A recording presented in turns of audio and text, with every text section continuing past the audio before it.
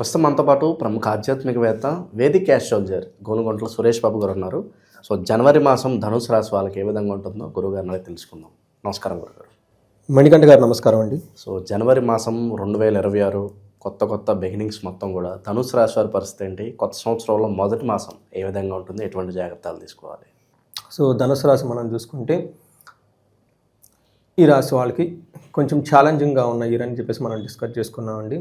అలానే ఛాలెంజెస్ మిమ్మల్ని ఓవర్టేక్ చేసేంత పరిస్థితి అయితే లేదు. ఉన్న ప్రాబ్లమ్స్ని కంట్రోలబుల్ మేనేజబుల్ ప్రాబ్లమ్స్, ఆ ఉన్న ప్రాబ్లమ్స్ని వీళ్ళకి చక్కగా కంట్రోల్ చేస్తారు, మేనేజ్ చేసుకొని ముందుకు వెళ్ళిపోతూ ఉంటారు. కాకపోతే ఆ స్మూత్ ఫ్లో ఉండలేకుండా వీటికి స్పెండ్ చేయాల్సి ఉంటుంది. ఇవి రాకుండా ప్రికాషన్స్ తీసుకోవాలి. ఒకటి రాకుండా ప్రికాషన్స్ ఇలాంటివి వస్తే మేనేజ్ చేసుకొని ముందుకు వెళ్ళిపోవాలి.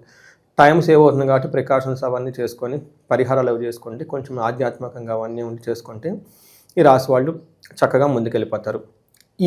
ఈ మంత్ కూడా జనవరి మంత్ కూడా వీళ్ళు కొంచెం ఛాలెంజింగ్గా ఉంటుంది. బట్ అవన్నీ చక్కగా మేనేజ్ చేసుకొని ముందుకెళ్ళిపోతారు ఈ రాశి వాళ్ళు. భయపడిన అవసరం అయితే లేదు. ధనుసు రాశి వాళ్ళకి మూల 1, 2, 3, 4 పాదాలు, నెక్స్ట్ పూర్వాషాఢ 1, 2, 3, 4 పాదాలు, ఉత్తరాషాఢ ఫస్ట్ పాదం.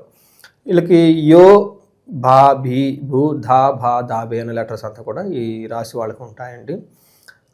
మనం మకర సంక్రాంతి అంటే ఈ రాశిలో ధనస్సు రాశిలో నుంచి సూర్యుడు మకర రాశిలోకి వెళ్తూ ఉన్నారు.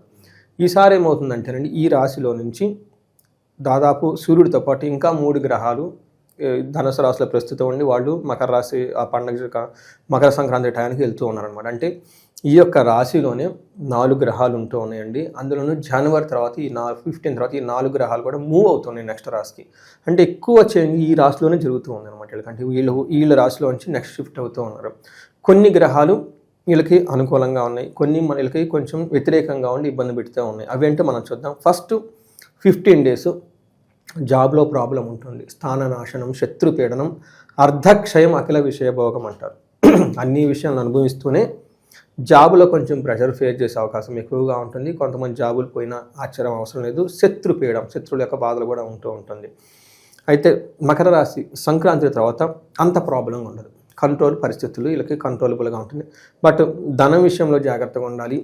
రెండోది విత్తసిద్ధి, ధనం విషయంలో చేంజెస్ ఉంటుంది. బట్ అవన్నీ కూడా ఏమవుతుంది, వీళ్ళకి అనుకూలంగా ఉంటుంది. ఎక్కడ ప్రాబ్లం, ఒక్క జాబ్ విషయంలో మాత్రం ప్రాబ్లంగా ఉంటుంది ఫస్ట్ 15 డేస్. నెక్స్ట్ 15 డేస్కి ఆ ప్రాబ్లం సాల్వ్ అయిపోతుంది. ధనానికి సంబంధించిన విషయంలో అప్స్ అండ్ డౌన్స్ని ఎక్కువగా ఫేస్ చేస్తూ ఉంటారు. కొన్నిసార్లు ధనం వస్తుంది, కొన్నిసార్లు పోతుంది, చేంజెస్ ఉంటాయి. అది కొంచెం గమనించుకుంటూ ఉండాలి వీళ్ళు. అది తప్ప మిగతా అంత నార్మల్గా ఉందని మనం చెప్పుకోవచ్చు. సూర్యుడు ఫస్ట్ హౌస్లో ఉంటే ఏమవుతుందంటే హెల్త్ విషయంలో కొంచెం కాంప్లికేటెడ్గా ఉంటుంది. టయానికి భోజనం తినకుండటం, తర్వాత ఎక్కువగా వైపుకి సంబంధించి కూడా హెల్త్ బాగోలేకపోవటం అవన్నీ ఫేస్ చేసి ఉంటారు.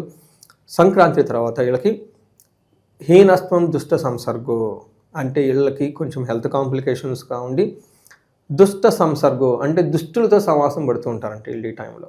కొంచెం జాగ్రత్తగా ఉండాలి. ఏదైనా బిజినెస్ చేసినా ఇంకొకటి చేసినా అందులో నిష్ఫలం, సరైన ఫలితం లేకుండా ఉండే అవకాశం ఎక్కువగా ఉంటుంది. గొడవలు జరిగే అవకాశం ఎక్కువగా ఉంటుంది సూర్యుడి వల్ల. సేమ్ కుజుని వల్ల కూడాను జ్వరం రావటం, కొంచెము రాక్షస పీడనం, రాక్షస పీడనం అంటారు. అంటే దిష్టి తగలటము, శత్రువులకి రకరకాల వీళ్ళ మీద ఈ ప్రయోగాలు ఇవన్నీ చేయటం, దెబ్బలు తగలటం అవన్నీ జరుగుతూ ఉంటుంది. ఇది అంత మంచి పొజిషన్ కాదు. అలానే కుజుడు మకర సంక్రాంతి తర్వాత కూడా వీళ్ళకి సర్వకార్య వినాశనం, ఆ కార్యక్రమాలు ఇబ్బందులకు గురి చేస్తూ ఉంటారు. ఎగైన్ సదా దుర్జన సంపర్క, చెడ్డవాళ్ళతో సహవాసం పట్టడం.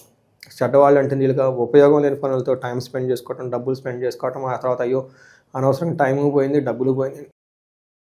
డబ్బులు పోయినాయి అనుకోవటం, ఏదో అవమానంగా ఫీల్ అయ్యే అవకాశం ఎక్కువగా ఉంటుంది ఈ రాశి వాళ్ళకి. ఇవన్నీ వాళ్ళ చేతితో, ఇట్స్ ఆల్ సెన్సెస్ కంట్రోల్. మీరు ఎలా కంట్రోల్గా ఉండగలుగుతున్నారు అనేది ఒక టెస్టింగ్ పీరియడ్ ఈ టైము. అంతే తప్ప వీళ్ళకి పెద్ద బయట నుంచి వచ్చి ఇబ్బందులు పెట్టేది ఏం లేదు. వీళ్ళకి ఏదన్నా ప్రాబ్లం ఉందంటే అదేదో ఆత్మ విపురాత్మ అని చెప్పేసి భగవద్గీతలో చెప్తూ ఉంటారు. మనకి శత్రు ఎవరంటే ఆత్మకి తన శత్రువు తన ఆత్మేనంట. ఇంకే ఆత్మ ఉద్ధరాత్మన అని చెప్పేసి మనకి భగవద్గీతలో చెప్తూ ఉంటారు.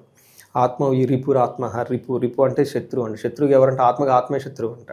అలానే ఈ ధనుసు రాశి వాళ్ళకి వీళ్ళు కొంచెం జాగ్రత్తగా డిసిప్లిన్డ్గా ఉంటే అవన్నీ పోతూ ఉంటాయి. మనం ఇండిసిప్లిన్డ్గా ఉండి ఏంటంటే అలా వెళ్ళిపోతూ ఉంటే ఆ ట్రాక్ పోయి పక్కకి వెళ్ళిపోయేసి మళ్ళీ ఆ ట్రాక్లో పెట్టడానికి పోలీసులు వచ్చినట్లు ఆ ఫైన్లతో వెళ్ళకొచ్చే అవకాశం ఎక్కువగా ఉంటుంది. జాగ్రత్తగా ఉండాలి. అయితే శుక్రుడు క్లోజింగ్ ఈ మంత్ అంతా ఎండ్ క్లోజింగ్ వీళ్ళకి చాలా బాగుంటుంది. శుక్రుడు చక్కగా విజయాన్ని ఇస్తూ ఉంటారు. శుక్రుడు వీళ్ళకి కుటుంబ సౌఖ్యం, ఆరోగ్యం, యశత్కరం, కీర్తి ప్రతిష్టల్ని, కుటుంబం అంతా బాగుంటుంది. స్త్రీలతో బాగుంటారు. వస్త్రలాభం అంతా చూపిస్తూ ఉంటుంది. మంచి ఫుడ్ టయానికి తింటూ కుటుంబంతో చక్కగా ఆర్థిక ఇబ్బందులన్నీ నిలదొక్కొని ఒక మంచి ఏమంటారు క్లోజింగ్తో వెళ్ళే అవకాశం ఎక్కువగా ఉంటుంది ఈ మంత్ అంతా.